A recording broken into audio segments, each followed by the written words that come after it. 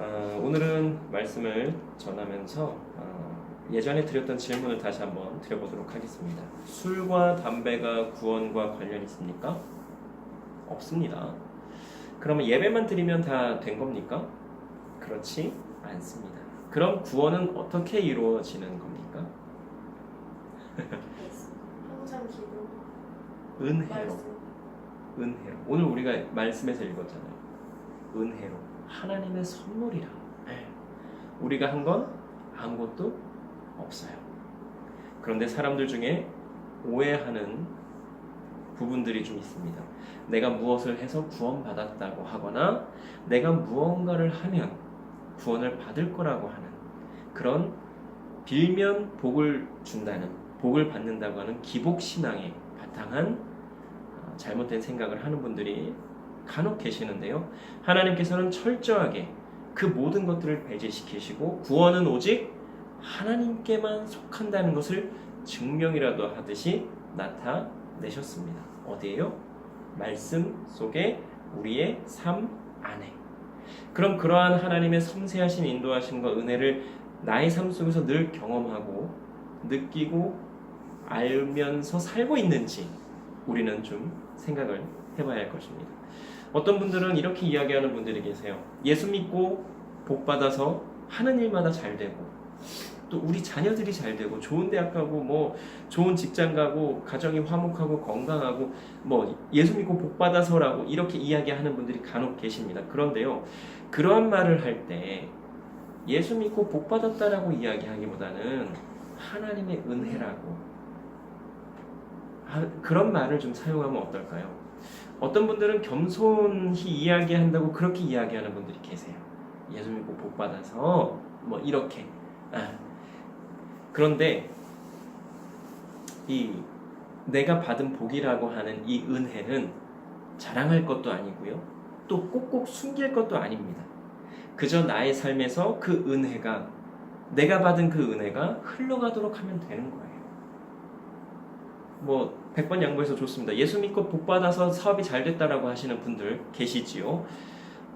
그 복을 흘러가게 하는 것은 어떤 방법이 있을까요? 그렇게 복 받으신 분들, 그 복 나만 받고 즐길 게 아니라 내가 받았다고 하는 그 복을 혹시 누군가에게 좀 나눠주는 그런 삶을 살면 어떨까요? 하나님께 한번 물어보는 겁니다. 하나님, 제가 하나님께서, 우리는 보통 은혜라고 하지만 하나님께서 은혜를 베풀어 주셔서 우리 뭐 이번에 일이 잘 돼서 아주 크게 돈을 벌었는데 이것을 저 혼자만 다 누리기에는 좀 그렇습니다. 이걸 어떻게 좀 누구와 어디에 좀 나누면 좋겠습니까? 하나님께 물어보는 거예요. 그리고 또 내가 주위에 볼 수 있는 분들 계시잖아요. 어렵게 사는 분들. 그분들을 위해서 내가 얻은 그 이득 중에서 얼마를 나누면 되는 거예요. 그 사업이 잘 된 이유, 하나님께서 그렇게 은혜를 베풀어 주신 이유, 나만 잘 먹고 잘 살라고 해주신 게 분명히 아니라는 말이에요. 그런데 또 이렇게 좀 나누라고 이야기하면 그런 분들 중에 어떤 또 분들은 이렇게 이야기하는 분들이 계십니다. 내가 얼마나 고생해서 이걸 내가 어떻게 얻은 건데 이걸 어떻게 나누냐고. 아마 대부분 그러실 겁니다. 사람들 앞에서는 예수 믿고 복 받은 거라고 하나님의 은혜라고 하면서도 정작 중요한 순간에는 그 인간의 본심이 드러난다고 하는 것입니다.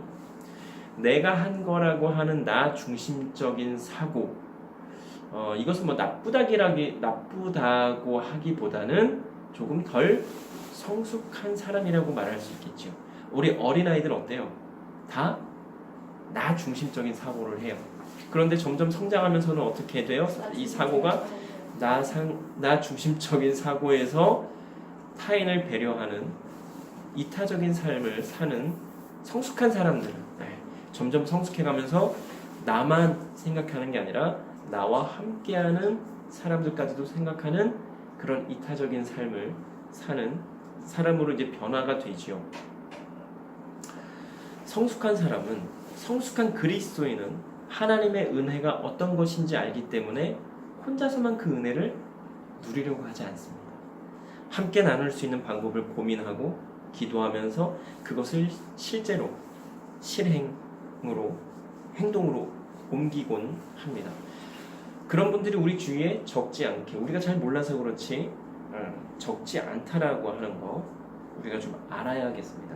물론 그런 분들은 잘 드러내지 않아요. 우리도 그 중에 하나잖아요. 우리가 뭐 누구를 이렇게 돕는 거, 누구를 위해서 뭐 기도하는 거 이런 거 우리 막 드러내고 자랑하고 그러지 않잖아요.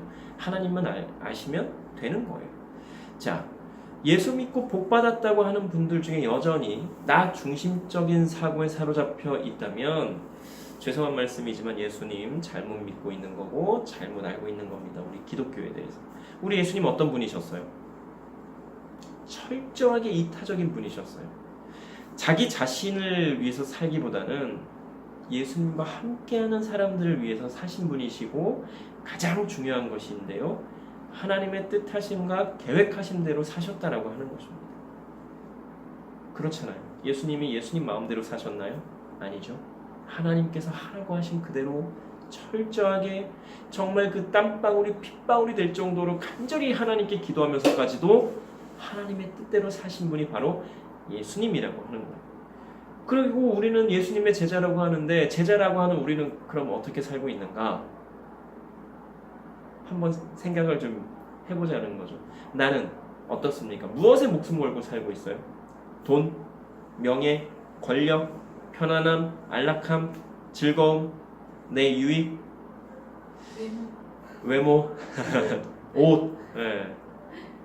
화장, 머리, 뭐. 자, 예수님은 무엇에 목숨을 걸고 사셨던가요? 예수님께서 정말 생명처럼 목숨처럼 중요하게 여기셨던 게 뭐예요? 하나님께서 원하시는 대로 사는 것, 하나님의 뜻대로 사는 것이 바로 예수님의 사명이라고 해야 될까요? 예수님께서 정말 목숨을 걸고 정말 생명처럼 귀중하게 여기셨던 것이 하나님의 뜻대로 사는 삶이셨습니다.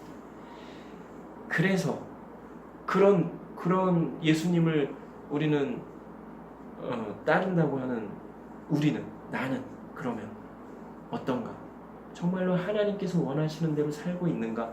하나님께서 나에게 뜻하신 대로 살고 있는가? 이것을 우리가 늘 좀 고민하면서 살아보자고 하는 것입니다. 단적인 예로 사도 바울을 한번 보면 어때요? 이제까지 누렸던 거, 이제까지 쫓아왔던 거 다 배설물로 여긴다고 할 정도로 예수님 만나고 나서의 삶이 완전히 달라졌다라고 하는 거예요.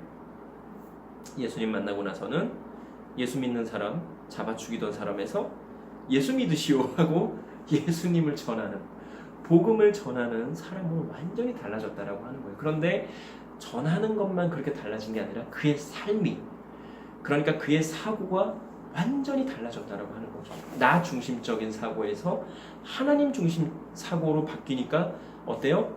삶이 달라지는 거예요. 왜 예수 믿고 저 사람은 변하지 않을까? 아직 하나님 중심적인 사고를 하지 않기 때문에 그래요. 하나님을 믿지만 그게 중요한 것입니다. 믿는다고 다 믿음의 사람이 아닌 거예요. 이건 제가 판단할 건 아닙니다만 예수 믿는다고 하는 사람들 중에 저 사람이 정말 예수 믿는 사람 맞을까 생각이 들 정도의 좀 요상한 사람이 있다라면 그 사람은 아직까지 자기 중심적 사고를 하고 있기 때문에 그런 거예요. 내가 무엇을 해서 구원을 받았다고요? 아니죠. 하나님의 은혜로, 전적으로 하나님의 은혜로 구원받았습니다. 그러면 그렇게 구원받은 내가 사도 바울처럼은 살지 못한다고 해도 왜요? 사도 바울은 어떻게 살았어요? 복음 전하는 일만 했어요.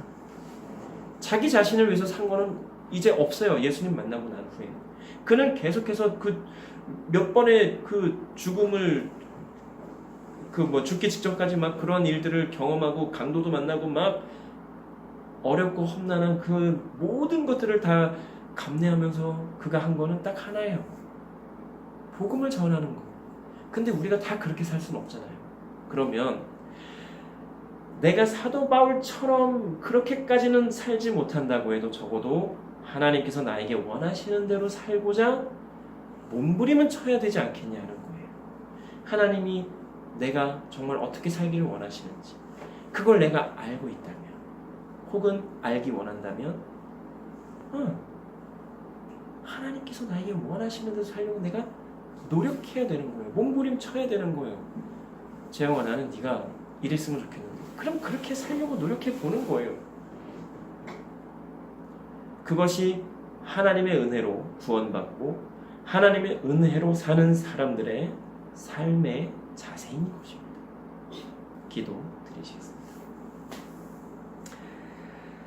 사랑의 하나님, 참으로 감사합니다.